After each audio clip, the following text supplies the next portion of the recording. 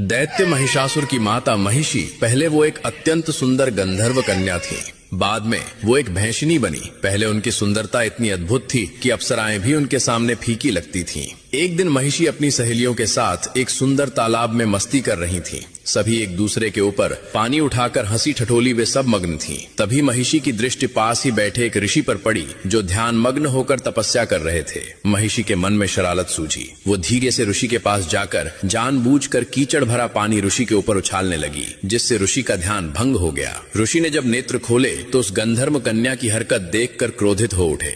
ऋषि ने कहा, हे गंधर्व कन्या, तुमने मेरे साथ ये ठीक नहीं किया। तुमने बिना कारण मुझे कीचड़ युक्त कर दिया और मेरी तपस्या भंग की। ऐसा घिनौनी हरकत तो केवल एक भैंस ही करती है। इसलिए मैं तुम्हें श्राप देता हूँ कि आज से तुम एक भैंस बन जाओगी। कन्या भयभीत होकर हाथ जोड़ने लगी और क्षमा याचना करते हुए बोली, भगवान, मैं अपनी भूल स्वीकार करती हूँ। कृपा करके मुझे इस श्राप से मुक्ति दें। तभी ऋषि का क्रोध शांत हुआ और उन्होंने कहा, मेरा श्राप कभी असत्य नहीं हो सकता, परंतु तुम्हें कुछ राहत अवश्य मिलेगी। तुम दिन के समय संपूर्ण भैंस का रूप धारण करोगी, परंतु रात में तुम्हारा आधा शरीर नारी का और आधा शरीर भैंस का रहेगा। जिस दिन तुम किसी संतान को जन्म दोगी उसी दिन ये श्राप समाप्त हो जाएगा। ऋषि ये कहकर वहां से चले गए। तभी से महिषी दिन में वो भैंस के रूप में रहती और रात में आधी नारी और आधी भैंस में रहती थी। एक रात जब राक्षस राज रंभ जंगल में भ्रमण कर रहा था, तब उसकी दृष्टि महिषी पर पड़ी। रंभ उसकी अनोखी रचना देखकर चकित रह गया। उसने पूछा, हे देवी, तुम कौन हो? तुम्हारा आधा शरीर इतना सुंदर नारी का और आधा शरीर भैंस का क्या है? महिषी ने अपनी पूरी सच्चाई राजा रंभ को सुनाई।